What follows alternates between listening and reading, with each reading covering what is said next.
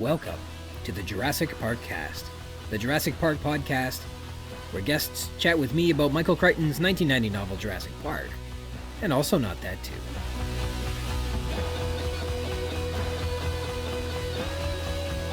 My name's Ryan Rogers, and I'm a big dumb Jurassic Park fan. Welcome to episode 38, Tim, recorded on November 7th, just after a labor strike has ended, and it sends our children back to school. Thanks for joining me today. A continued thank you to Christoph Oakes of Snail, S-N-A-L-E. Check out his incredible album on Spotify and Bandcamp. Today's intro is from the song Grow Old or Don't, and our outro is Centipede. Corrections today. You know, when you're in line at the arcade and you're waiting for your turn at the game, but there are like these two guys that have been playing at it for a long time and you're getting impatient? Yeah, that's those two blokes over on Oak Island trying to find the money pit. I think those guys have had their chance, and maybe they should let somebody else give it a try for a while. In any case, I got impatient and incorrectly suggested that they fulfill the prophecy that says that a final person will have to die before the treasure can be found by sacrificing all the virgins on the show into a volcano. And that was wrong of me. The world is already suffering enough from critical staffing shortages, and that was unkind. I thought in one of the Season 8 episodes of the Terrible Lizards podcast, when I saw it was about ornithochirids, it was going to be about dinochirids, and was sort of disappointed. Would I have rather heard about giant-armed, unusually strange, and historically misunderstood giant herbivorous theropods, rather than a great big pterosaur? Yeah, but was ornithochirus still a really cool pterosaur? Yes. But it's definitely not a dinochirid, plain and simple. And similarly, because paleo nomenclature is confusing, when I was reading about the procompsognaathids and the late Triassic theropods, or scarcity thereof, and saw that stegosaurs were replaced after the late Triassic extinction by theropods, I initially thought I was reading that segnosaurs were being replaced, not stegosaurs. Now, segnosaurs and stegosaurs are entirely different things, and any confusion was an error of mine. My mistake. All right, in dinosaur news. Let's start with a paper so new it isn't published yet. I was provided a pre-proof version, but it describes a new, cool, basally branching hadrosaurid. The paper, A New Duck-Billed Dinosaur from the Upper Campanian of Texas, points to a greater diversity of early hadrosaurid offshoots, is yet to be proofed, but it describes the, quote, previously undescribed genus and species of hadrosaur Malfica-decteri, from the Middle to Upper Campanian upper shale member of the Aguja Formation in Texas. The name Malfica-decteri means she's the sorceress of Bruja Canyon for Frank Deckert, where Deckert was the lead for the Science and Resources Division of the Big Bend National Park responsible for collecting the type specimen. The type specimen TXVP 41917-1 is housed at the Vertebrate Paleontology Laboratory at the Jackson School Museum of Earth History, and it was excavated from the Aguja Formation and is comprised of a partial left maxilla. The hadrosaurid maxilla is particularly useful in differentiating species, and despite the incomplete nature of the material, this new taxon is diagnosable by several autapomorphies and a unique combination of character states. As a scientific discovery, this critter and others in its family shows, quote, increasing evidence suggesting that there were sufficient divergence events between Hadrosauridae and Saurophidae to ensure preservation of a number of recognized taxa in the fossil record. Malfica helps for better tracing the evolution of the features of the saurophid radiation. Saurophid hadrosaurs are the duckbills with the ornamental and perhaps instrumental crests on their heads. Malfica would be uncrested. The author further suggests, quote, it may have taken more time for hadrosaurids to diversify than previously implied, as this new species' introduction into the hadrosaurid family may suggest. The authors conclude, basally branching hadrosaurids like Malfica-decteri were distributed in southern Laramida, in addition to Appalachia and Eurasia, quote, evidencing the widespread occurrence of these early hadrosaurid lineages in the northern hemisphere spanning the uppermost Santonian through the upper Maastrichtian, and it's from these animals that the great diversity of Saurophidae evolved. Our second news article today is from January 1972, and it is about dinosaurs, though that wasn't specifically, conclusively known at the time. So, from the Wilson Bulletin, Volume 84, from January 1972, our second paper today is The Role of Avian Rictal Bristles. The abstract discusses the rictal bristles, which are modified hair-like feathers on a bird's face, which may run along the rictal region, known as rictal bristles, in many diverse groups of birds, including Apterygidae, Caprimulgidae, Aegothelidae, Mimidae, Accipitridae, and Tyrannidae. Those bird families are the kiwis, nightjars, which seem like sort of like owls, long-tailed tits, Mockingbirds, yeah, eagles, and flycatchers. And the family of flycatchers includes one of my wife's new favorite birds, the manakins, one species of which has a mating ritual that includes wrangling up a dance crew to woo the female, which perform and await her approval or rebuffing. It's the most hilarious thing I've ever seen Sir David Attenborough narrate. So these rictal bristles may also encircle the eyes and eyelashes and lie over the top of the bill as laurel bristles in numerous species. And laurel bristles appear to be in front of the eyes. These bristles appear stiff, tapering to a point at the end, and there may be barbs present on the rachis. And the rachis is a portion of the feather shaft which supports barbs. Back in the days before this paper, there were some considerations that these facial hair-like feathers were potentially useful in capturing insects, or perhaps served a tactile function.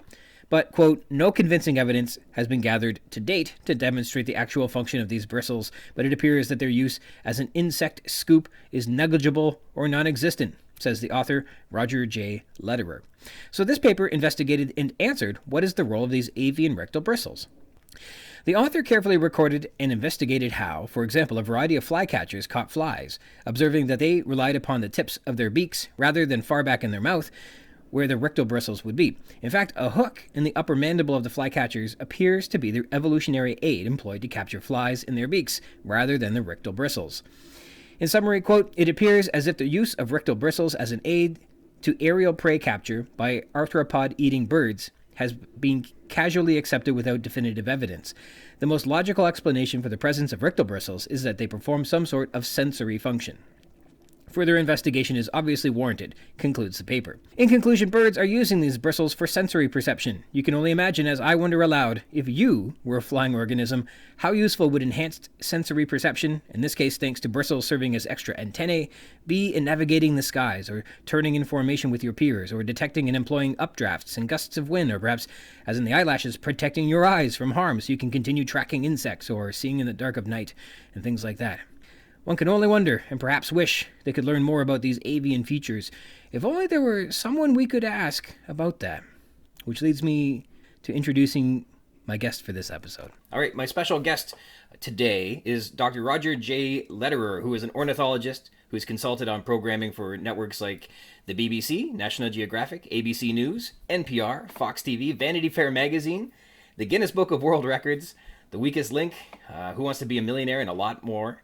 He's presently a member of the emeritus and retired faculty and staff of Chico State University after teaching more than 30 years, publishing more than 30 academic papers and 11 books, including Amazing Birds, Birds of New England, Latin for Bird Lovers, Beaks, Bones, and Bird Songs, and Birds, Ornithology and the Great Bird Artists. So, Dr. Lederer, thank you for joining me today.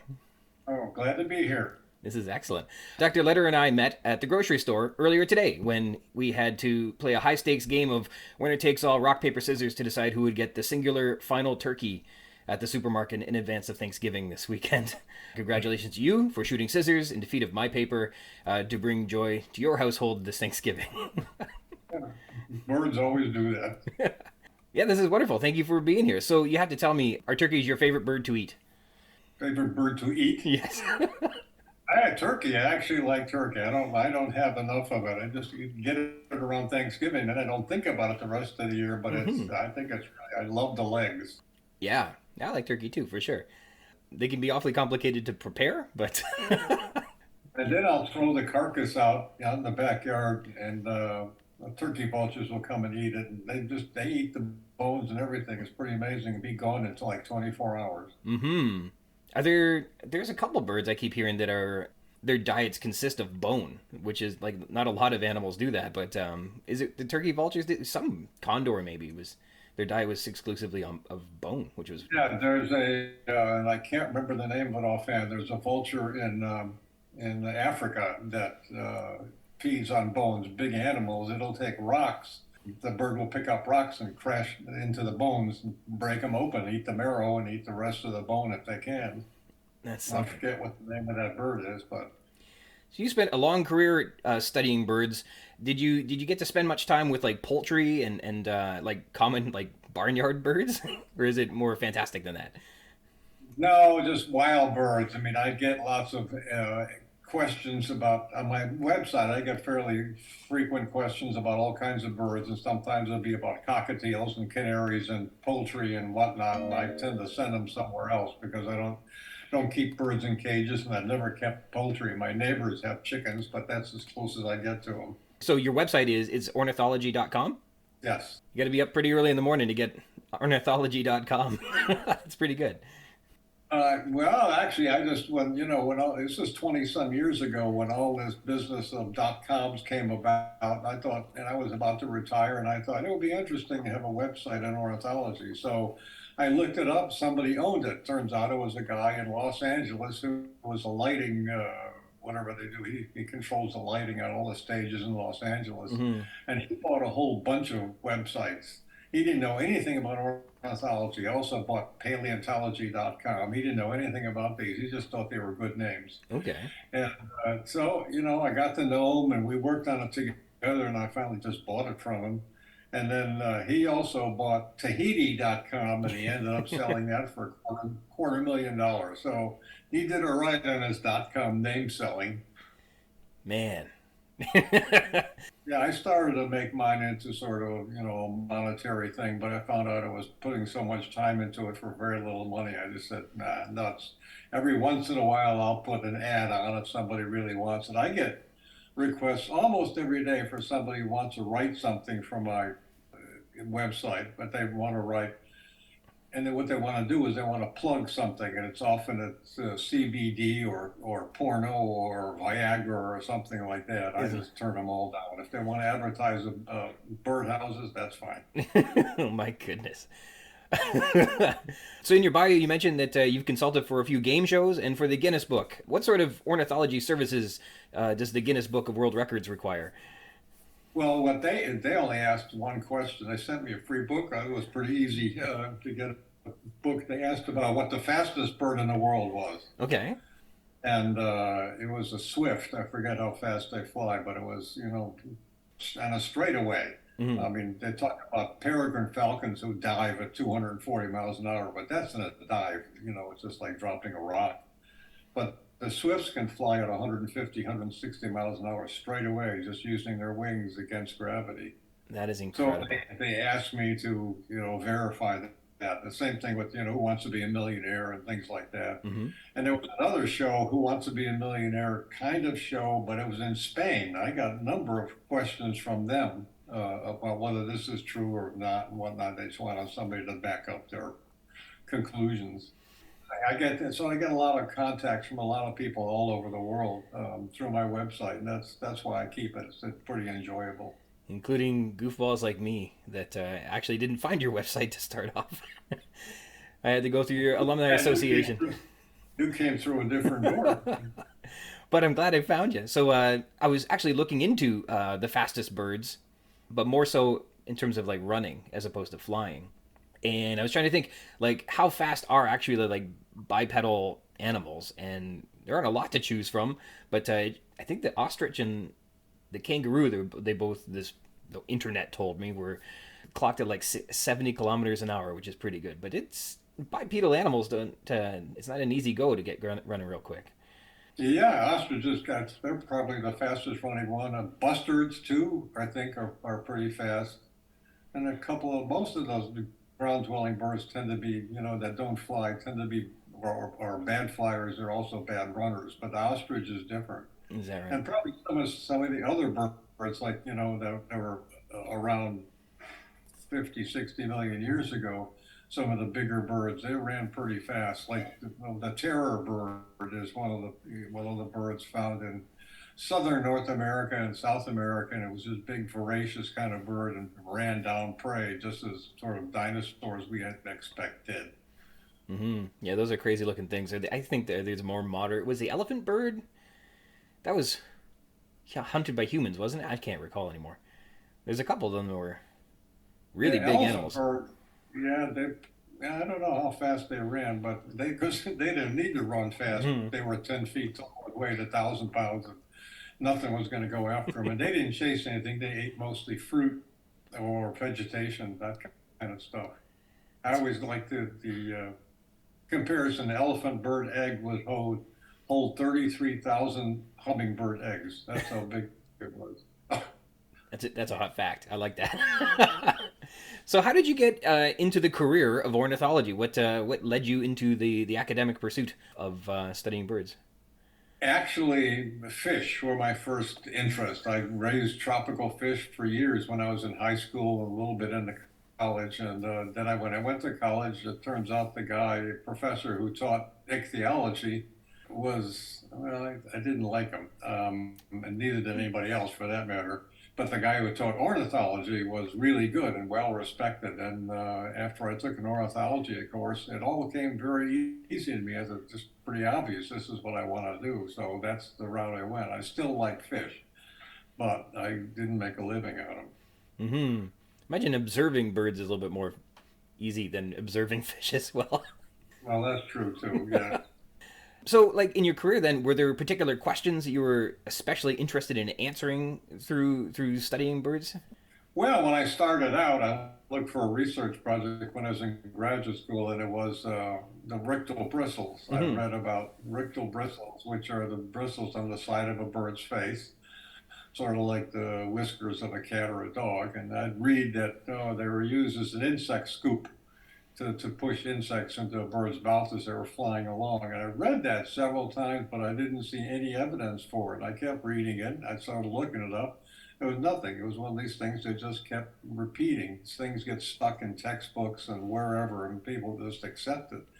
And I said, I don't think that's right. So I set up experiments and actually filmed flycatchers with high-speed camera and caught the flycatchers, put them in a big flight cage with a glass front, and fed them flies and filmed them catching flies. I probably used 10,000 feet of film and ended up with maybe 200 feet. But I found out they don't use those rectal bristles. They just slam their beaks down very quickly on the fly. Later, other people start looking into this, and that paper, actually, when was that? That's kind of almost 50 years ago when I published that thing, but people are still quoting it. I get little notes every week or two about how somebody quoted my paper on rectal bristles. So it was one sort of success. Didn't make any money on it, but Um, anyway, it turns out what they are is sensory organs. That there are little nerves that go from the bristle end of the bristles to the brain, just as they do in the cats and dogs.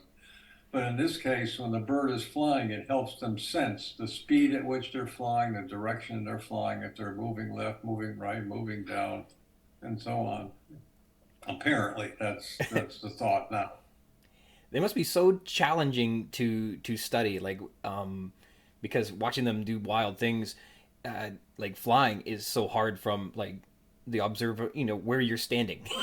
You have to film it, I guess, but that can't be easy either because they obviously fly away from your camera and things like that.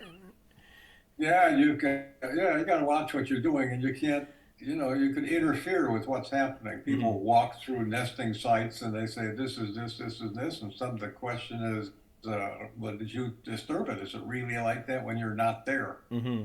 But it's the same kind of question as the tree make noise in the forest when it falls and nobody's there to hear it. Mm-hmm. You don't know what the birds are doing. Although now it's becoming, with all these drones and geosensitive kind of stuff, people from airplanes and so on, we know a lot more about birds than we did before without disturbing them.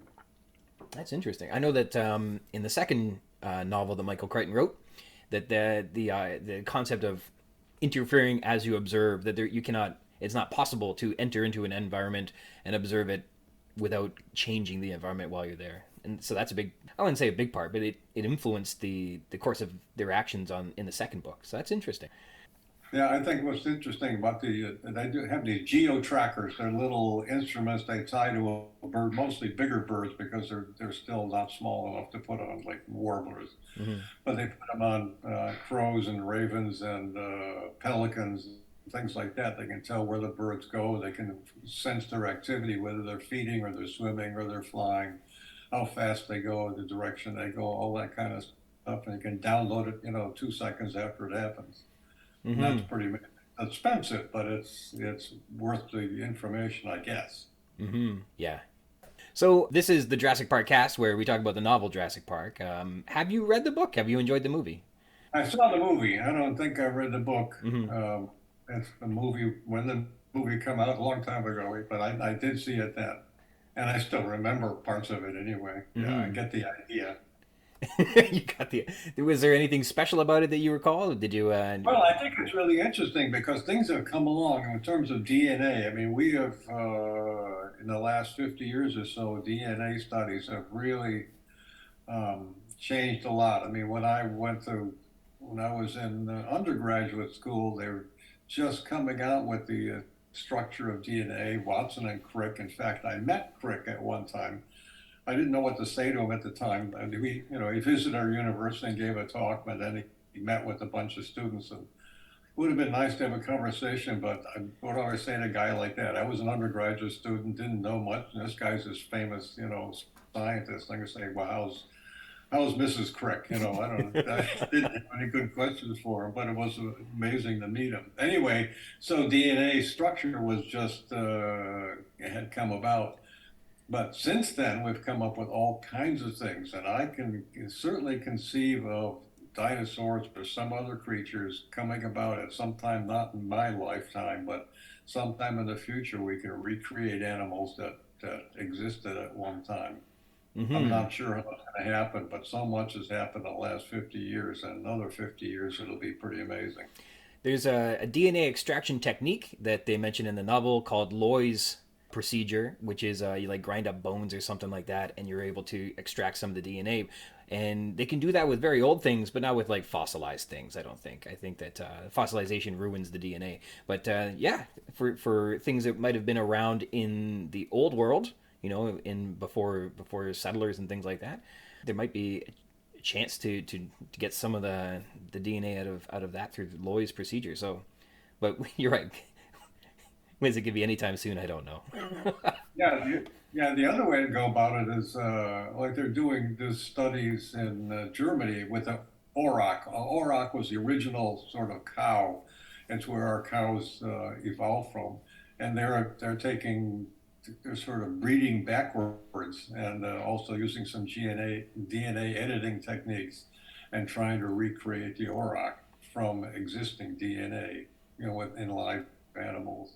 Does refigure it. Take a little bit of DNA can make a big change. I mean, our DNA, human DNA, is like 99% and 98% the same as chimpanzees. So it's just a 2% difference between us and the apes. So Hmm. you can imagine very little change can happen, and we can recreate some things that didn't exist, you know, haven't existed for quite a while. Yeah, the possibilities. I think Crichton had a couple books where he was really fascinated with what little tweaks might do and what that means for the future. Well, if when you liked the movie, were you especially attuned to the film's particular mentions of birds and dinosaurs being closely related? I know that at the very beginning, Grant is talking about there's no wonder these things that evolved into birds, and then the kid laughs at him and he says, the Velociraptor is like a 6 foot turkey.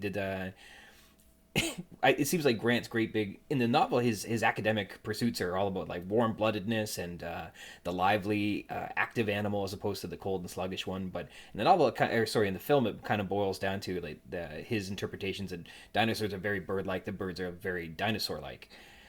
Yes. Do you recall at all kind of that argument being made when you saw the film? I, no, I didn't, I guess. Okay. It's been a while. Well, fair enough. Fair enough. One of the other arguments that he makes is when there's that stampede of gallimimus that are running. First, Grant describes the gallimimus to be just like a flock of birds evading a predator, and then they're stampeding. Then once the tyrannosaur captures them and it starts eating one of them, Grant says, "I'll bet you never look at birds the same way again." So there's this reaffirmation that at the beginning when he's describing the velociraptor, and then later on in the film, really made it important to say that this is Grant's interpretation, and that was still at that time. I don't think a lot of people were really gung ho to fully embrace that birds and dinosaurs were as closely related as people are saying today. Well, it's been argued for many years in the ornithological world, back and forth and back and forth. It's pretty much settled now that birds are sort of a modern dinosaur. And especially, well, it used to be, well, there was one bird called Archaeopteryx, which was for years, this is a fossil found in 1860 something in Bavaria in a limestone quarry. And it looked like if you look at the skeleton, it looked like a reptile skeleton. It had rooted teeth, it had a long bony tail, it had abdominal ribs, and it had claws on its wings. It looked like a reptile, but it had feathers. Mm-hmm. It clearly had well-developed feathers.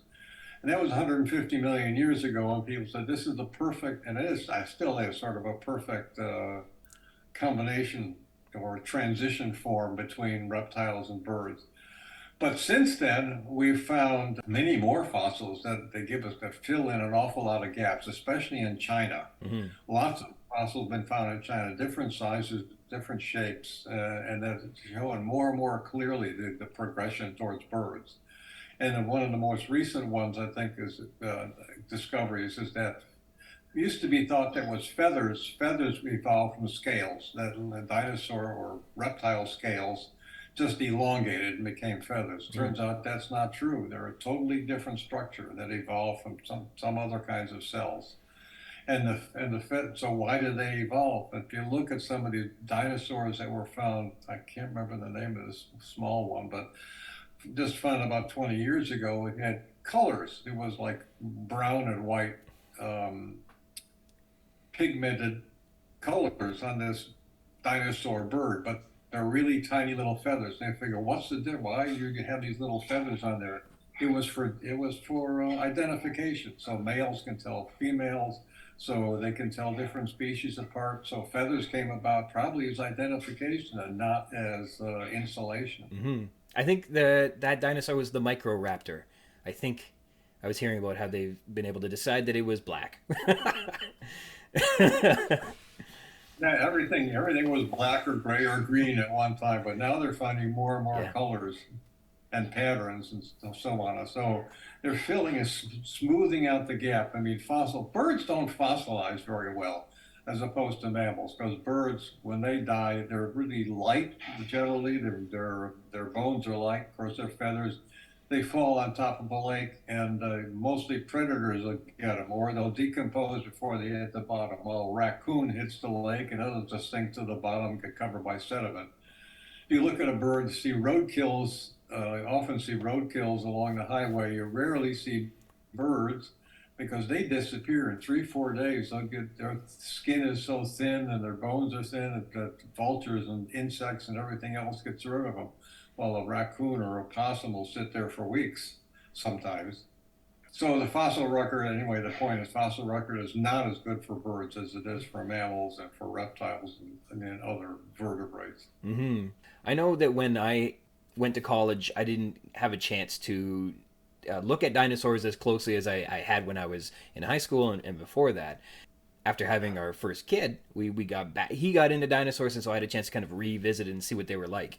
And what had happened over those 20 years between when I tuned out and tuned in, a significant lot of discoveries that had been made, and it included the enantiornithines, which were, again, these fossil birds that we didn't or weren't being reported on prior. And then there's this whole new class of dinosaur that, they seem to have incredibly small but interesting feathered fossils for all these birds that are watching their pubis and stuff like that wiggle around so they can finally get into flying position and growing the breastbones and things like that.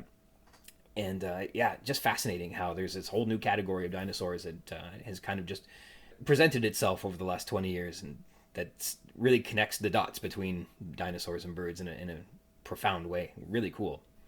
Yeah, you bring up another interesting point is that kids, at least in the U.S., I mean, when they're second, third grade, they're really big into dinosaurs. Mm-hmm. And they learn all these names, Diplodocus and, Tyrannosaurus Rex and all, and they know all the scientific names.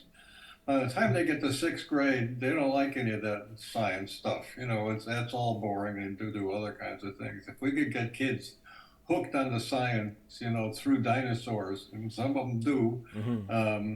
I think we'd be better off with scientific literacy, because dinosaurs really get kids interested about science.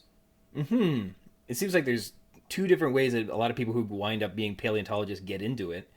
And that's either you got to go through the rock lanes where you have to be into like geomorphology, and then the other is through comparative anatomy as like a zoological pursuit. But those are both fascinating fields and very interesting. You get to learn a lot about the world when you start looking at stuff at a close level like that.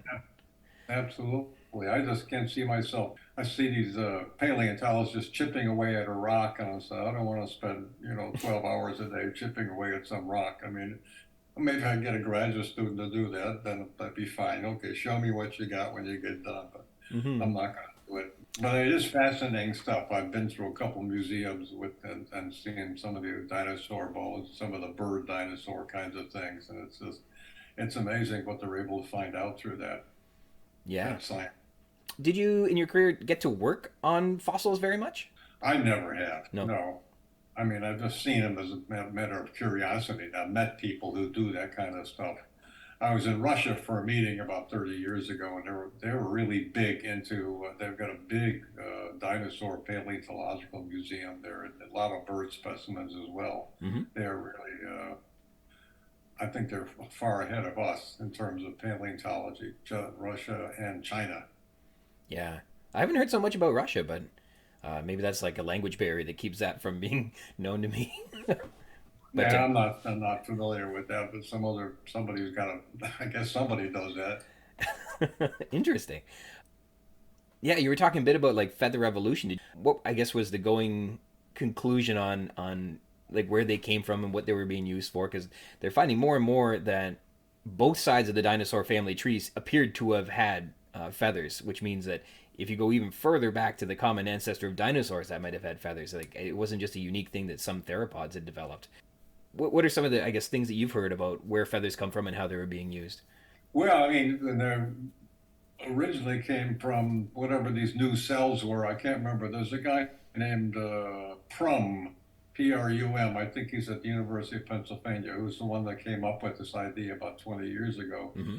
Richard Prum, and I think he's got a book out on it about feather evolution. And so obviously you've got the feathers there, and they did accidentally provided some insulation. And as dinosaurs were becoming warm-blooded, those with insulation are going to be better off than those without insulation. So the insulation got a little bit thicker.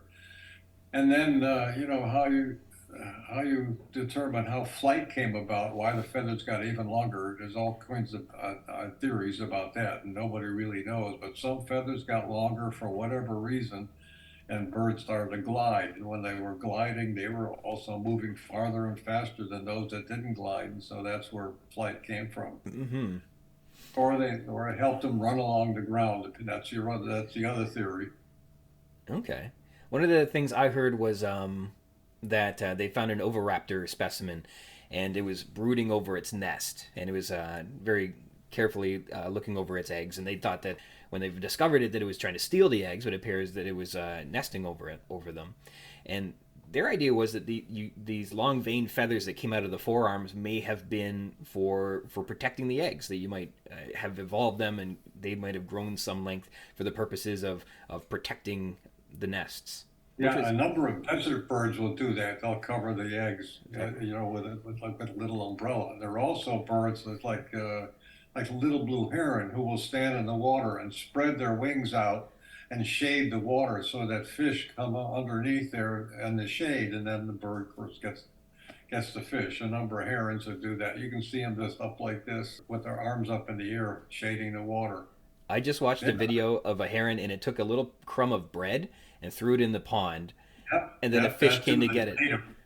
I couldn't believe it. Well, the first time I ever saw that was a black kite. I guess I don't know where it was. I was in Turkey or someplace in Europe, and I was watching out and looking on the ocean, and I saw this kite dropping sticks.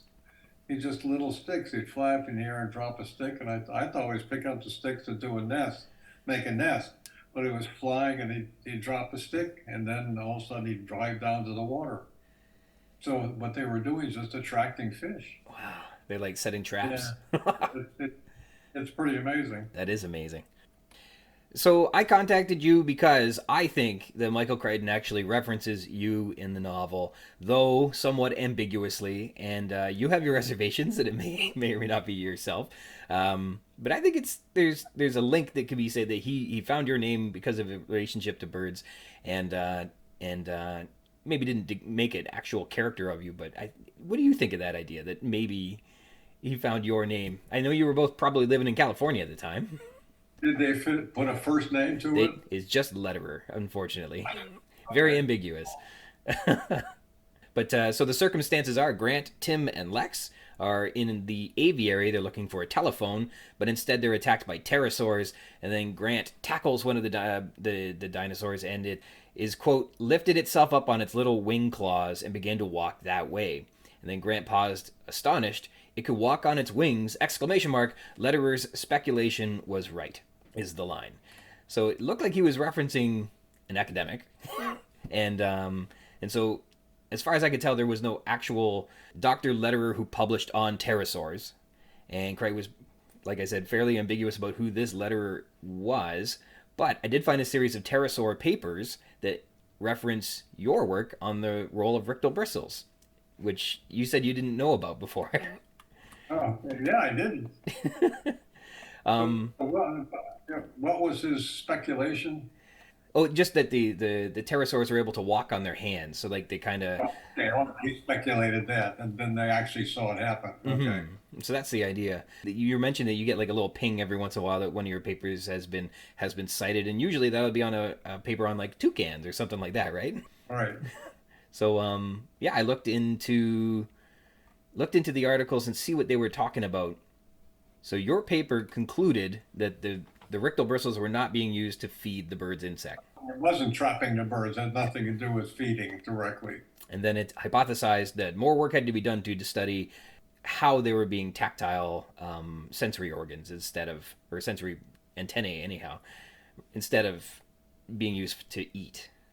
That's what all scientists always say after they do the research is at the end, more work needs to be done. That's sort of a cop-out. This is, I didn't do it all, so somebody else needs to needs to do it.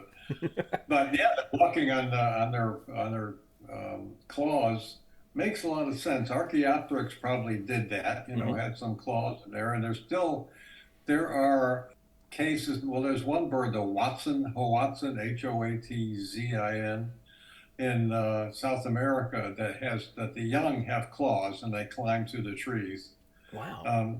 As they get older, they lose the claws, and there are instances of crows. I know of crows and probably other ones too that are hatched with claws on their wings every once in a while. So there's still those genes are around someplace. That's crazy. So the first pterosaur paper I found that was referencing your work on Rictal bristles was from May 2008, and it was called a Reappraisal of the Azhdarchid Pterosaur Functional Morphology and Paleoecology.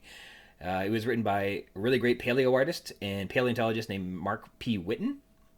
If you look his stuff up, he's awesome. And another cryptozoologist and paleontologist, Darren Naish, they're both in England, in London. And Naish and Whitten specifically referenced your paper in consideration of whether Azhdarchids, which are big-faced and sometimes they're like the size of a giraffe, if they might have been mid-air predators, and it speaks to your observation on beak tips and snapping in your flycatcher study. And so really? they say that A, hawking airborne prey with your claws would compromise your wing membrane and stall the wings, and B, Azhdarchids didn't have raptorial claws, and they observed that the, quote, extant volant tetrapods that employ oral apprehension of aerial prey have short, wide skulls and often possess deep mandibular symphyses, and reference your paper's description of the flycatcher's beak tip. So that's what they were doing there, and they were contrasting the Azhdarchid skull, which is elongate and narrow, and so your paper helped conclude that the giant Azhdarchid pterosaurs were unfit for high-velocity pursuit, and the hypothesis that they were capable of routine aerial predation of other volant animals can be rejected. That's what they wanted to say. Well, that's interesting. I'm going to look up some of those papers. So these pterosaurs were like really big. They said that they were likely terrestrial stalkers, that they would have crawled around on the ground and just plucked, I guess, prey out of the grass or whatever was around, which is pretty interesting. Are there any birds that would be considered like terrestrial stalkers that might do something similar? That's a good question. I was thinking about it, and if you consider birds that eat insects as stalkers, yeah, there's a lot of them like that. I mean, meadowlarks walk around, and starlings do that. A lot of other birds just walk through the grass and pick at things, but they're not, they're not eating squirrels or things like that. You don't have hawks walking around on the ground or vultures or eagles or something, big predatory things. It's all smaller stuff. Mm-hmm. Little ground creatures, not quite as exciting as pterosaur. So the next paper I got here referenced the Rictal bristles from March 2015. It was called Bristles Before Down, a new perspective on the functional origin of feathers. They reference your paper. It says, it is now recognized that early feathers had a simple form comparable in general structure to the hairs of mammals. Insight into the prevalence of simple feathers throughout the dinosaur family tree has gradually arisen in tandem with the growing evidence for endothermic dinosaur metabolisms, and this has led to the generally accepted opinion that the early feather coats of dinosaurs functioned as thermo-insulation. And I think that's what you were talking about too. Yeah. Yeah, I mean, the bristles are a modified kind of feather. If you look at it, they're built the same way. But how they came about is sort of interesting. And if you look at the bristles I mean, what got me interested is, look, bristles, okay, if they're going to catch insects, how come bald eagles have them? They're not eating insects. And if you look at kiwis, well, kiwis do eat insects, but they're very long bristles in that case. They're almost as long as the bill, probably 5, 6 inches long.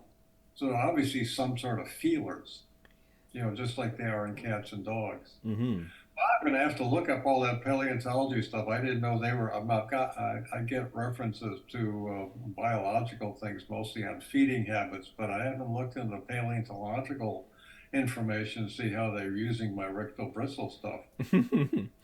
The paper that they wrote was basically similar to when you did the Rictal bristles study, saying the consensus seems flawed and we should look into this a little bit more closely. They feel that the feathers weren't primarily evolved for the purposes of thermal regulation, but they love this idea that the bristles are a sensory organ.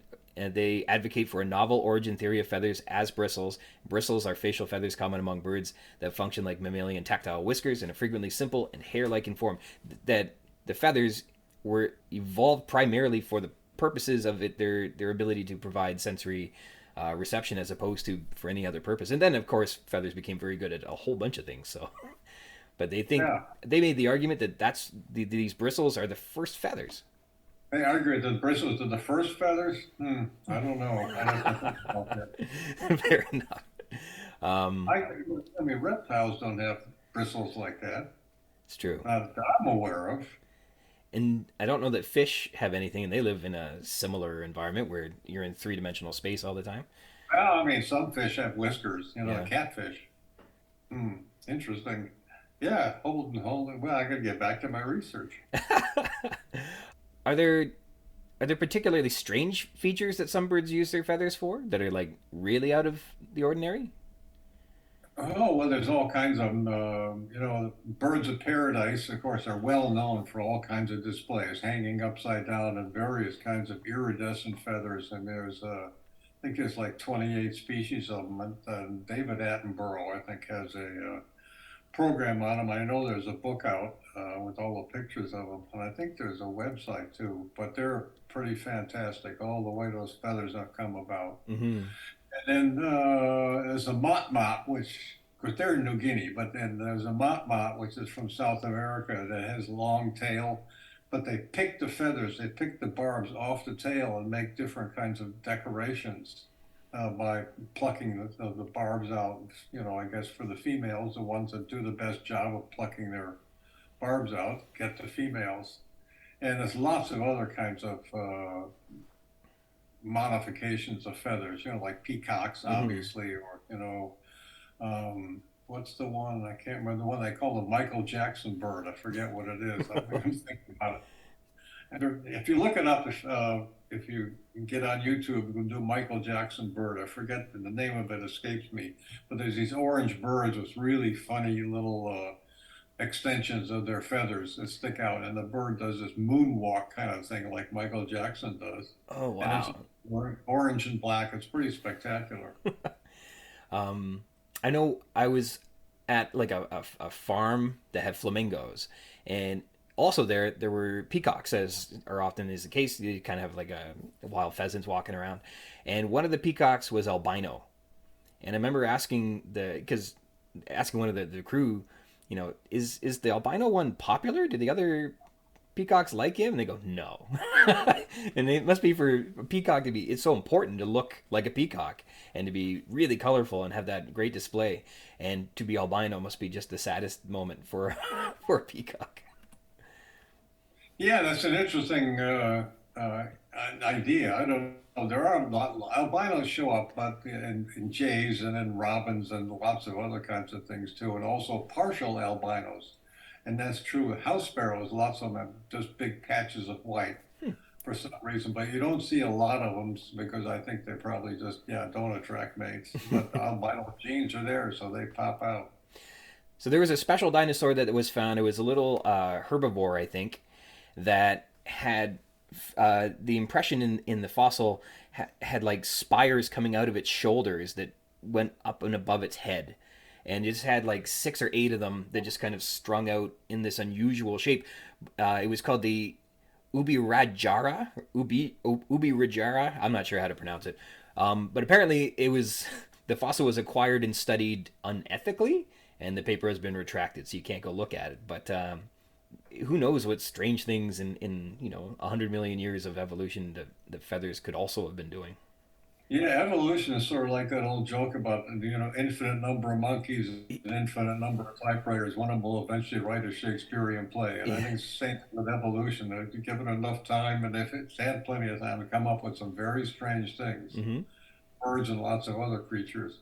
So another paper I found here was from October 2020, and it's a review of the taxonomy and paleoecology of Anuro-gnathidae pterosaurs. And it was actually the guy was the paleontologist was a guest on my show earlier in the year.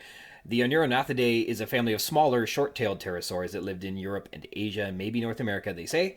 I wasn't able to look at the paper because it was behind a paywall, but it's very similar to the hypothesis that was presented in the Azhdarchid paper, in that this is like the opposite shape of the long-faced big Azhdarchids.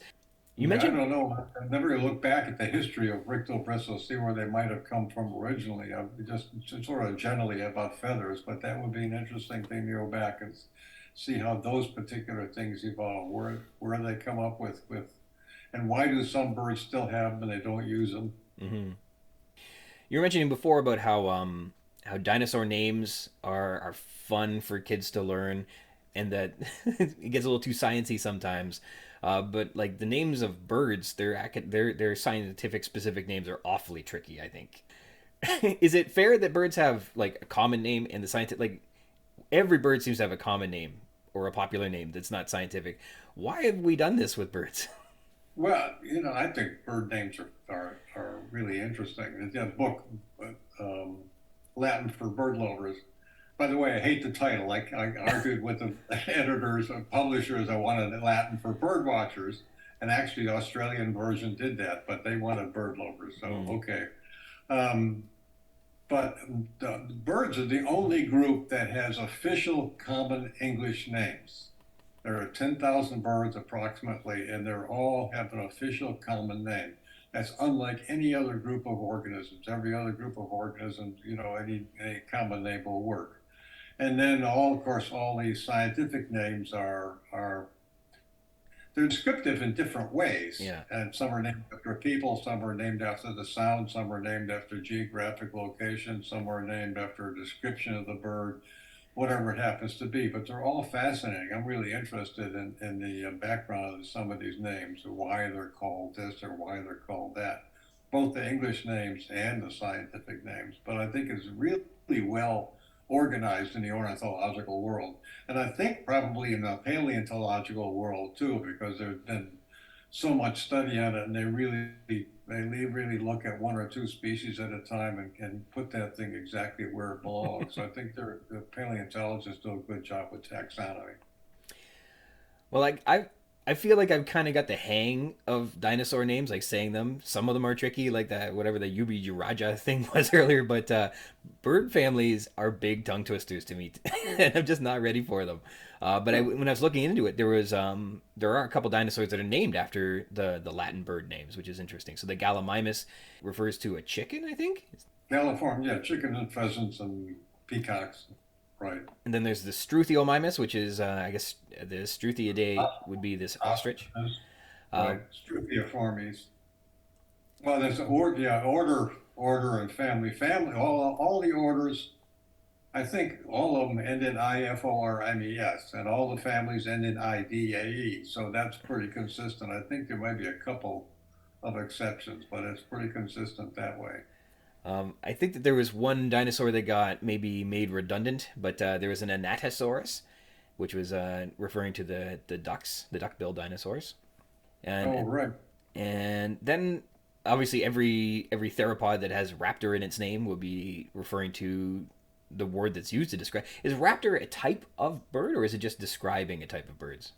A raptor is yeah, well, it describes a type of bird, but also in general, raptor just means something that goes after prey with either big teeth or big talons or something like that. But there are also raptorial flies, so it applies to almost anything like that. That's a big predator or a predator much bigger than its prey. Interesting. So like a sharp could be a raptor. That's interesting. And then one of the names that I came across because I was looking at flycatchers is the Tyrannidae, which sounds like the terrific dinosaur category Tyrannosauridae, but it's a tyrannical species of bird instead. What what terrific type of bird shares its name with the horrifying Tyrannosaurus? What why what is so tyrannical about a flycatcher? Well, they tend to be sort of aggressive, and they also can raise their the feathers up on their head. So just like horses put their ears back and so on, they have an aggressive stance. Mm-hmm. They're not particularly mean birds, except to insects. Birds are really tough, like geese and swans and blue jays, like just the common stuff around here. They and turkeys can be this way too. They get in your face if they want to. They are mean sometimes, and they're pound for pound. They put up a bigger fight than a lot of things. Yeah, I mean, yeah, geese and ducks will come after you. Of course, they're not going to hurt you, but the turkeys can be pretty nasty. But my wife has a couple of horses, and she goes out to this little ranch where she keeps her horses. And the owner of the ranch one day, not knowing any better, my wife comes home and says, "Oh yeah, Lynn just bought a couple of turkeys." I said, "They're not going to last long." She said, "Why not?" Because they're just nasty. Sure enough, 2 weeks later, she got rid of them because the turkeys were chasing everybody who came to visit their horses. Wow. Yeah, that's tough. Turkeys. I can't help but think like how territorial, like even a blue jay. One. So here's a little story. We had a cat, and the blue jay must have had a nest or something out back, and it spent 2 days dive bombing my cat as it sunned itself on the deck. And then on the third day, there was nothing but blue feathers everywhere. But that blue jay was so stubborn, and they're just tiny little things, and they're stubborn to death, I guess. But it really surprises me how just aggressive they can be. Yeah, they will be, especially during breeding season. Jays and crows and mockingbirds are all like that. But any bird will be aggressive up to a certain point. You get too close to the nest, they're just going to fly away. I mean, they'll sacrifice themselves. Well, they sort of sacrifice themselves by flying out at you, but at a certain point, the predator gets too close. They're not going to do that because they're just going to get eaten and they Mm. won't have any more kids. So they give it up and let their kids go. It's a tough life out there. I did when I give a talk, I always talk about, give an example of a robin. A robin typically has 5 or 6 eggs. And maybe one of those eggs will actually make it to be an adult robin the next year. And then it'll migrate again, and maybe half of those will make it. It's something like a robin has a one in a five chance one out of five robins will actually make it to a 2-year-old bird, Mm-hmm. something like that. And that's all. There's almost a 90% mortality among songbirds from one year to the next. It's a tough life. And you know what? And there's been hypotheticals on dinosaurs where they think that maybe the big sauropods had been just cranking out eggs like turtles do, just feeding entire environments by just having all these eggs all over the place, and then some of them will make it to the right size eventually, because they would have been, when they're little anyhow, a lot of meat to eat if you were if you were trying to eat something like that. Yeah, I know some of the dinosaurs took care of their young. I mean, they're just like birds did. I don't know what happened after the young hatched, whether they took care of them after that or whether they just let them go like turtles do. And one of the other neat things, I like to sometimes look at videos of cassowaries, although the videos that are publicly available maybe don't, they make them look a little too friendly, I think. But the novel compares the velociraptor to a cassowary. Have you had much time to spend on cassowaries in your work? No, I mean I've seen them, but and I've heard stories about them. They can be pretty nasty. I mean, they'll pick up those claws and they can actually kill people. They've done it a few times, but ostriches will do the same thing. Is that right? Yeah. Um, yeah. And to imagine like those are the meanest birds we got in terms of they're big and they're scary, and I can imagine what a whole world full of dinosaurs that are perhaps just as big, just as mean as like these exceptional birds that aren't the common ones. If the whole world are overrun like it is with seagulls or geese or something like that, and they're all cassowaries or ostriches, it'd just be a different world. Yeah, I wouldn't want to have been around about 300 million years ago. It was one scary place. I think so. Well, speaking of big, mean birds, I appreciate you coming on during your Thanksgiving. And I hope you enjoy the turkey that you guys have going for Yeah, yourself this weekend. we're going to be mean to the birds this year. Yeah, this day. Well, Benjamin Franklin wanted to make the turkey the American symbol rather than the bald eagle, but he got voted down. What would you have thought of the turkey over the bald eagle if you had to pick one? I mean, turkeys don't get enough recognition, but I read yesterday in the New York Times. There's a school in Texas somewhere, a high school this area is known for all the turkeys and turkey hunters, and anyway, the school mascot is the gobbler, and they have some kid dressed up as a turkey who comes out, and the whole team is one of these typical Texas high school um, towns where the high school stadium holds as many people as the town holds. That's a big deal, and so they're the gobblers. So you don't make fun of them, but they're the only team that I can think of that's actually named after a turkey. That's funny. Awesome. Well, thanks so much for joining in and sharing your insights. It's been a lot of fun. I think it's cool. Do you think it's your name in the book? I don't know. Well, I hope so. Then I can make a little money out of that. Well, thank you very much. I enjoyed the conversation. So you have a nice day too. All right, a big thank you to Dr. Roger Lederer for coming on the show. Thank you so much. And not to leave anyone hanging, I did a quick scanning of the internet and found that the bone-eating African vulture we couldn't name is the bearded vulture, whose diet consists of between 70 and 90% bone, which is crazy. And the Michael Jackson bird is the red-capped mannequin, and it's a strange-looking dude. So check those out if you want to look them up. Text. This week's text is Tim, spanning from pages 204 to 210. In a synopsis, a concussed Tim Murphy awakes from the Tyrannosaur attack to find himself trapped in a car atop a tree. He climbs out of the tree as the Land Cruiser crashes down above him. Characters. We get Tim Murphy. Tim wakes up with his face against the car door handle, drifting into consciousness on page 204. He struggles with the symptoms from acquiring a pretty significant concussion from the Tyrannosaur attack. He has pain in his cheekbone, his whole body aches, there's a terrible pounding in his head, and the pain compels him to go back to sleep. He throws up. He feels dizzy, his head throbs, he has a memory loss, obviously a concussion, but he also feels seasick, as if he were rocking back and forth, until realizing he really is rocking back and forth. He's in a tree. He spots a stegosaurus, discovers his wristwatch is broken and takes it off, escapes the Land Cruiser, and then falls about 8 feet onto a branch, winding himself. He looks up and finds that the Land Cruiser is crashing down after him, so he drops the remaining 12 feet to the ground. As the Land Cruiser crashes to the ground, sparks burst from its stinging Tim's skin, so it landed very close to him. The stegosaur snuffles over to the Land Cruiser after it falls from the tree, and Tim's not ready to face more dinosaurs at the moment. He throws a rock and yells at it to go away, which the stegosaur does. Alone again, Tim now has to formulate a plan on page 207. He remembers the night vision goggles are in the Land Cruiser, and they can help him see in the dark. He has to climb through the broken windshield to get into the Land Cruiser, but finds the night vision goggles, and upon returning them on, finds it reassuring to see in the dark on page 208. Tim reaches the second Land Cruiser on the main road and steels himself before looking inside, expecting to find mangled bodies, but it is empty, thankfully. He starts to panic, though. that he's all alone in the jungle with dinosaurs at night. He desperately calls out for his sister. Lost and alone and feeling loss and grief, he sits in a puddle and whimpers. But there's some hope. When he stops whimpering, he hears someone else whimpering too. He may not be alone after all.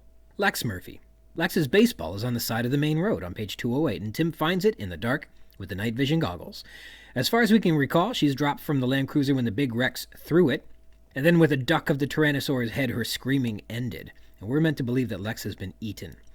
Robert Muldoon, he carries a black metal case as he enters the control room on page 208. He's prepped and ready to go out into the park, but he's impatiently waiting for Harding to return with the gas-powered Jeep. Harding should have been back by now. Muldoon's black metal case contains 6 portable radios, which he distributes and hopes Arnold can raise the cars after they've charged. John Arnold, he believes that Harding is sure to return at any moment with the Jeep on page 209. Arnold is impatiently waiting for someone to find Nedry. Nedry should have been back by now, too. Dr. Henry Wu. Wu enters the fertilization room on page 209 and enters the darkened, empty lab. Each of the 15 species at Jurassic Park has a 10-gigabyte optical file of its molecule and the iterations, which is a tremendous amount of data to search through. This is probably why Wu was anxious to depart with Hammond and to get started on this project, because it's going to take forever. Wu is uncertain why Grant believes frog DNA holds the secret to breeding in the park. He runs a search program that, even with the massive computing power of the multiple Cray XMP supercomputers, will take a few minutes to complete. He habitually inspects the lab equipment while he waits, and then discovers that someone entered the embryo freezer, but is distracted before sorting that mystery out by a beep from the computer that reveals, yes, all the breeding populations in Jurassic Park incorporated RANA, or frog DNA. He can no longer deny, Grant is right, the dinosaurs are breeding, on page 210. He hurries to the control room with his findings. And Stegosaurus. A stegosaur appears below the tree that Tim is in. Its tail flops back and forth. It has long spikes. It waddles on page 206. That it's, quote, apparently recovered from its illness suggests that this is the same stegosaur that Sattler was investigating earlier. And it snuffles. After the Land Cruiser crashes down, the stegosaur is attracted by the noise, and it returns. It moved, quote, dumbly, the low head thrust forward, and the big cartilaginous plates running in 2 rows along the hump of the back, behaving like an overgrown tortoise. Stupid like that. And slow, we're told on 207. Localities. We have the Land Cruiser in a tree. The Land Cruiser has a smashed windshield, it's high up in a tree, and it's swaying back and forth in the wind, on page 204 and 5. It's 20 feet up in the air. The door is dented outward, and the handles don't turn, we're told on 205, and the window is stuck and won't roll down. The Land Cruisers must have those manual crank windows. Remember those back in the day? Can you even still get those on your car? I'll have to ask her and report back. The Tyrannosaur paddock. The fence has been flattened and again is described as 12 feet high. Between the tree and the main road is dense foliage that Tim has to hurry through. The other Land Cruiser is on the main road on its side. Control. Muldoon arrives in the control room with a black metal case, we're told on 208. The fertilization lab. For now, it's empty and dark on page 209. The technicians are still at dinner. All right, and we have an allusion to the Leitsky DNA search algorithm. Leittzke. I looked into what this might be referencing, but I came up with nothing. It sounds like something, but I don't know what it is. I'm sorry, folks. It's on page 210 if you want to look it up. Let me know what you find. Stylistic techniques. In italics, we have, quote, but when he opened his eyes again, he saw it was true. The Land Cruiser was moving, lying on its side, swaying back and forth. In italics, the whole car was moving. And then in italics, the ground was 20 feet below him on page 205. The wheel spun free in his hand, and with a loud, in italics, crack, the Land Cruiser shifted position, dropping a few feet in the branches of the tree on page 205. Here, the italics represent shocking discovery and surprise, and the crack is also a loud sound. Go! On page 207, with an exclamation mark. Tim yells at the stegosaur. He's already yelled at it 3 times, so this final time is in italics, showing he's lost patience with this stupid thing. Where's everybody gone? In italics, on 208, as Tim is starting to feel panic about being alone in the jungle, surrounded by dinosaurs. Here the italics are indicating that he's getting more emotional. Lex! In italics, with an exclamation mark on 208. As his fear and panic reach their peak, he's yelling in italics, not caring if the animals are out there to hear him. The result was clear. All breeding dinosaurs incorporated RANA, or frog DNA, RANA in italics, on 210. Here, again, as if this were an academic paper, the RANA is italicized, even though this is not an academic paper. Colon. Tim wondered where the other people were. Colon. Gennaro and Sattler and the vet on page 206. Here the colon is used to present a list, exactly how colon should be used. Smiley face emoji. Quote, then he realized what was wrong, the rear door was locked. The result was clear, all breeding dinosaurs incorporated rana, or frog DNA. In these instances, it's not a list, but it's introducing a pièce de résistance. The door being locked and the rana are presented as explanations for the circumstances in which the sentence began. Semicolons, he looked at his watch, but the face was cracked. Semicolon, he couldn't see the numbers on page 206. This works fine. This is two conjoined related clauses in a single sentence. This wouldn't have been any better if it had been two short sentences, so we don't have a problem with this. Quote, there was nobody here, semicolon. Apparently all the technicians were still at dinner on page 209. And again, this is two clauses that come together in one sentence, and these two thoughts wouldn't be better expressed in two smaller sentences, so this is just fine. Rhetorical questions. What was he going to do on page 205? How is he going to get out? Here the rhetorical devices are serving to show the character's worries. How long ago was that on page 206? Tim is trying to figure out what time it is. Where had they gone? Where had everybody gone on page 208? Had she stayed here? Or had she gotten away on 208? Again, Tim's worries are being heightened by the unknown, and these rhetorical devices highlight which particular unknowns are causing him to worry. Quote, but who will go in there at night? Page 210. As Wu wonders, who's entered the freezer? This is Wu the detective. He'll shortly have deduced who the culprit is. Ellipses. Quote, and this was a good tree to climb. The branches spaced close together, almost like a staircase. Ellipses on page 206. The ellipsis here shows that Tim might go on finding reasons to start climbing down as fast as he can, but he's scared. He's hurt. He's injured. He's confused, concussed. Basically, he's procrastinating for inspiration. He's got to psych himself out to continue. He would go on convincing himself to keep moving, as the ellipsis suggests, except crack, the car is coming down. M dash. Quote, but when he opened his eyes again, he saw it was true. M dash. The Land Cruiser was moving, lying on its side, swaying back and forth. In this case, the M dash works as a pause in Tim's thoughts, as he's getting his bearings and discovering the situation he finds himself in. Quote, but here and there he could see gaps, and beyond foliage, the ground was M dash on page 205. This time the M dash serves as an interruption to Tim's thoughts. M dash, again to represent shock and surprise. The rear door swung open downward, M dash, and came to a rest against the branch a few feet below on page 206. Here the M dash again serves as a pause and does so in a way that a comma wouldn't do. The pause is a device employed to heighten suspense, so we're to read this sentence as the door swinging open and perhaps to worry about what might happen. But it just comes to a rest a few feet below, as if we were on the edge of our seats but find that nothing risky happens, and so we relax, releasing the tension. Problem is, the door opening isn't all that tense or suspenseful. It doesn't make sense why this is here. It may be a vestige of an earlier draft where there was more tension and suspense built around this paragraph, which is likely. There is a ton of suspense all over Tim's time in the Land Cruiser in the tree, and so perhaps this paragraph previously, once upon a time, was built differently, and this M- performed more meaning. But not anymore.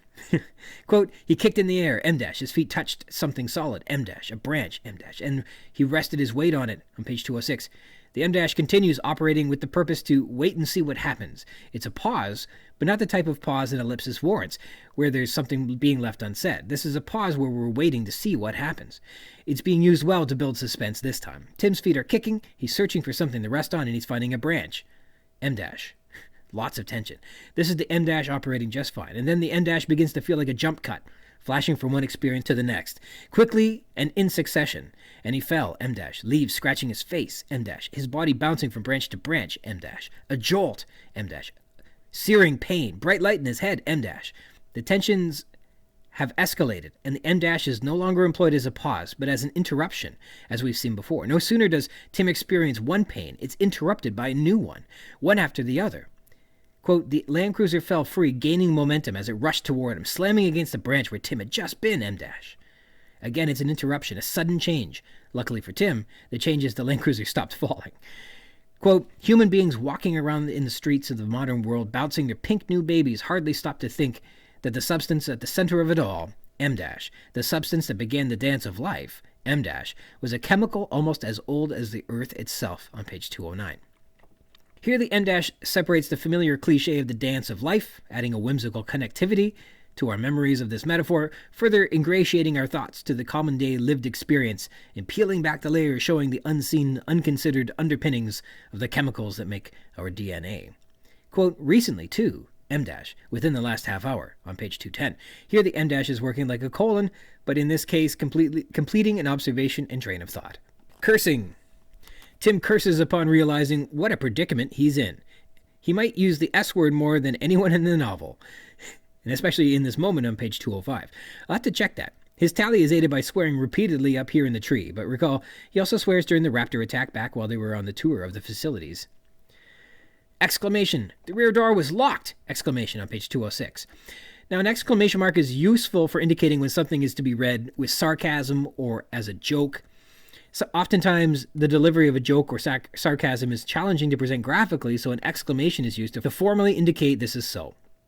And in this instance, the exclamation adds an emotional element to the text, that there was exasperation and revelation, but also something like sarcasm, like, duh, the answer was so simple after all. So a good use of the exclamation, I approve of it. Get away! Exclamation. Go on! Exclamation. Go! Exclamation. On page 207. Here, there's no subtext. It's just exclamation. Tim's yelling at a stegosaurus. Lex! Exclamation. As Tim starts searching for his sister in a panic. And the emphasis, the exclamation reveals that he's not concerned about being overheard. He's not being subtle in any way. There's a lot of force between his yelling. Capitalization, fertilization is written all in capitals because it's a label on the door. And again, to Crichton, or perhaps to his editors, labels will all be printed in capital letters. Here we'll talk about tension. The entire page with Tim trying different means of escape from the Land Cruiser before it falls from the tree and smashes them to death is very tense. He tries each door. He tries all the handles. He tries the windows. The mechanisms of employing italics and exclamation marks to intimate how emotional Tim is, and the rhetorical devices to further exasperate his worries are expertly employed to create a frenzied and panicked young boy. And then the M dash goes to work, creating dramatic pauses and then sudden interruptions, almost like the operative word here being almost like a jump scare. Sudden new pains and experiences as Timmy falls out of the tree. Literary techniques, we have a metaphor, quote, the substance that began the dance of life, on page 209. It's a fairly old cliche, but it's this romantic idea that there's a graceful beauty to the ebbs and flows of life, as if it were a careful choreography or something like that. And think of the old Disney film Fantasia as embodying that concept. Lots of dancing animals and things like that. Similarly, quote, he was aware of a rhythmic creaking sound, like the rigging of a boat, on page 205, which is a great simile. I can imagine this sound perfectly. His face just inches from the dented grill, bent inward like an evil mouth, headlamps for eyes, on page 207. This makes the car seem like it's chasing after Tim. Quote, the Land Cruiser smashing down through the branches after him like a pursuing animal, on page 207. And again, this motif that the Land Cruiser is chasing him is extended. It's got a horrible smile, an evil smile. It's got headlamps for eyes, so it's got these glaring eyes. And it's smashing down through the branches, pursuing like an animal. The Land Cruiser is almost given the agency of the Tyrannosaur. Perhaps this is an insight into Timmy's psyche and trauma, as this car is triggering his panic from the Tyrannosaur attack just, 30 minutes before. Onomatopoeia, quote, the wheel spun free in his hand with a loud crack. The Land Cruiser shifted position, dropping a few feet in the branches of the tree, on page 205. Again, the crack is a sound spelled like it sounds. Crack again on 206 as the branches break under the weight of the Land Cruiser. We've got a crack a few times earlier, but then we get a crack with 4 Ks in it. That's the king daddy of breaking branches right there with 4 Ks. Today 4K is really high definition, and this is no different. The first few cracks were just analog, but this one is in 4K, so it's time to get out of the tree. Plink. On page 208 is the sound of rain or water dripping from the trees. While it's not italicized, it's still a neat inclusion. So let's get into discussing this chapter a little bit more. There's a concept of show, don't tell. At no point does Crichton specifically say that Tim was concussed, but instead he gives all the symptoms. And that's to our advantage as readers. We empathize with all the symptoms that Tim feels. And should we know what a concussion feels like, we would recognize it as exactly what Tim's going through right here. This is writing done well, and Crichton's great at it. In particular here, the idea that the concussion is baiting him to return to sleep, which apparently is bad for people who get concussions. I looked a little more deeply into this and found reports that apparently there's nothing terribly wrong with going to sleep after a concussion, but if someone is asleep after a concussion, it is very difficult to diagnose whether there is more serious brain damage while they are sleeping. Things like a drooping face or seizures can't be observed if someone is sleeping, and therefore a more serious brain injury can't be diagnosed right away. And early diagnosis is the best diagnosis, generally speaking. But please note, I am not a doctor. If you or someone you know is suddenly concussed, don't listen to me. Consult a real doctor.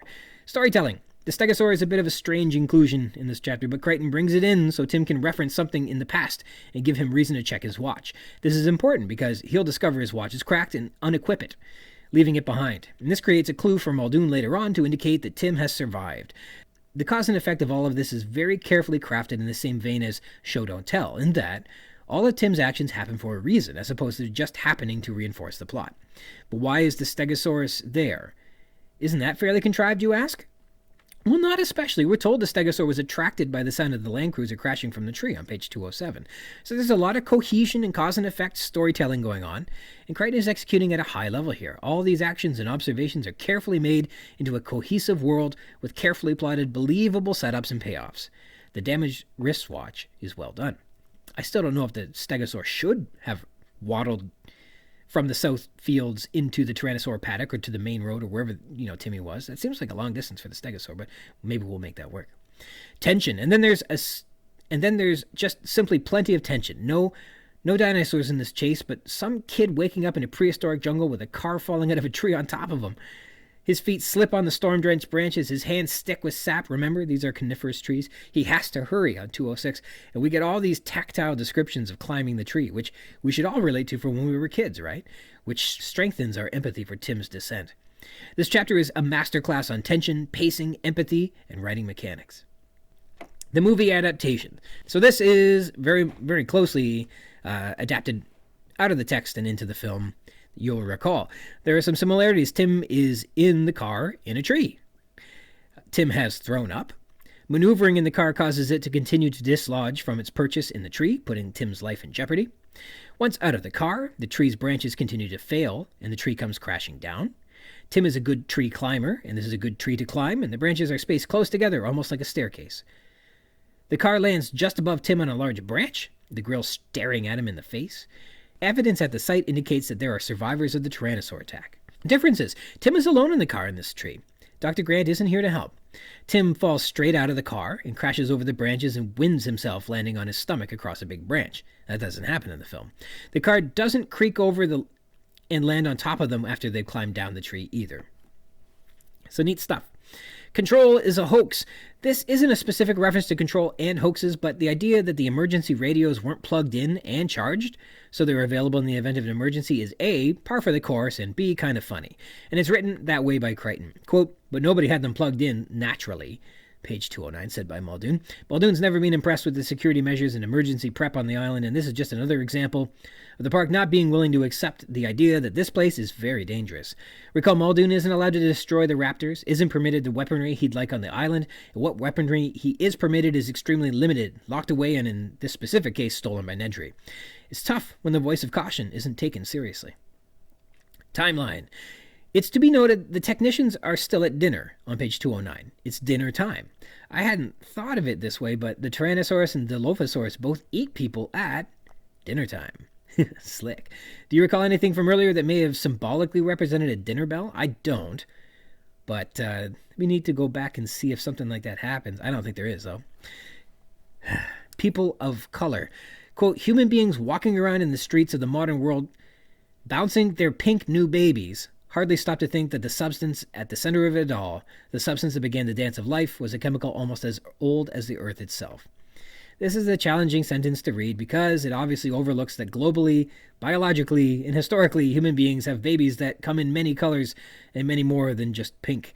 Yet this argument being made, aiming to take such a historic, substantive, and holistic perspective on what it is to be a human being, selects that babies are pink, or that human beings walking around in the streets of the modern world have pink babies, anyhow.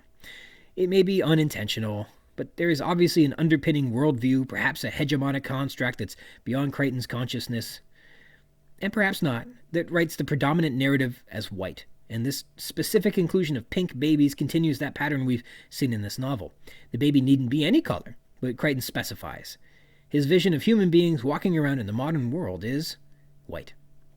For now, let's add this to our collection of comments on people of color, and once we've cataloged all our observations, we can review the data in its entirety and see what that has to say.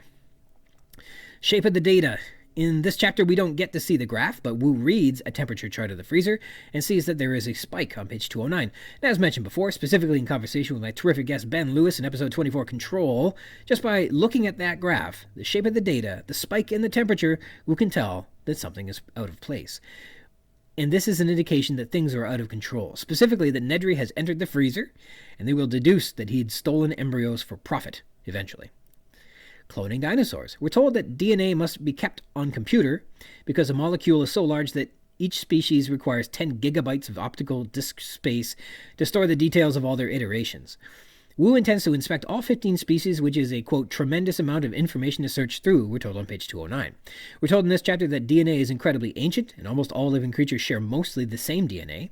Human beings, for example, are, quote, walking around in the streets of the modern world bouncing their pink new babies, hardly stopping to think that there's substance at the center of it all. The substance that began the dance of life was a chemical almost as old as the earth itself, on page 209. Then on page 210, we're given a graph of which animals have rana, or frog DNA, and it includes the myosaurs, Procopsognathids, Othnielia, velociraptors, and Hypsilophodontids. And the results are clear. All breeding dinosaurs incorporated rana, on page 210. And note, there's an argument to be made that the Dilophosaurs in the park are also represented by two genders, but we'll get there later on. This will contribute to the argument that basically, frog DNA or not, the animals weren't being successfully screened from the beginning, that Jurassic Park's control mechanisms weren't successful. The radiation and chromosome denials, etc., weren't successful ever. But we'll see if that argument holds up when we get finished collecting the data. Island layout. The stegosaur appears below the tree that Tim is in. They left the south fields where the volcanic activity is, and returned to where the Tyrannosaur paddock is, near the sauropod paddock, which contains the hadrosaurs and apatosaurs, if you recall. So the stegosaur's terrain is at least 2 paddocks away, yet one has wandered all the way under Tim's tree, we're told on page 206. Holy cow, the Tyrannosaur really threw that Land Cruiser quite far. Just kidding. This may indicate that at the south end of the island, the enclosure is a more organic shape, but that the stegosaur paddock, Tyrannosaur paddock, and apatosaur paddock all touch in a sort of divvied up triangular shape at the southern tip. And think of something like the Kansas, Oklahoma, and Missouri tri-state marker. And if you think of it like that, this isn't so crazy. Before we go today, I want to say thank you again to Dr. Roger Lederer for coming on the show. I truly hope that the Lederer Crichton referencing was based on today's guest. And Dr. Lederer, you were a good sport to humor me throughout all of this interview. So thank you so much for coming on. Now I want to sign off today thanking you for joining me. If you want to read along in the book, add some thoughts to what we've been discussing on the show, or be a guest on the show, chat with me about anything you like about Jurassic Park, you can do that by connecting with me. I'm at ryansrogers@gmail.com. If you'd like to be a guest, you can drop me a line and we can try and set something up. We can rehash, tear down, gush over, and chit-chat about any part of the book, or also not the book, all you'd like.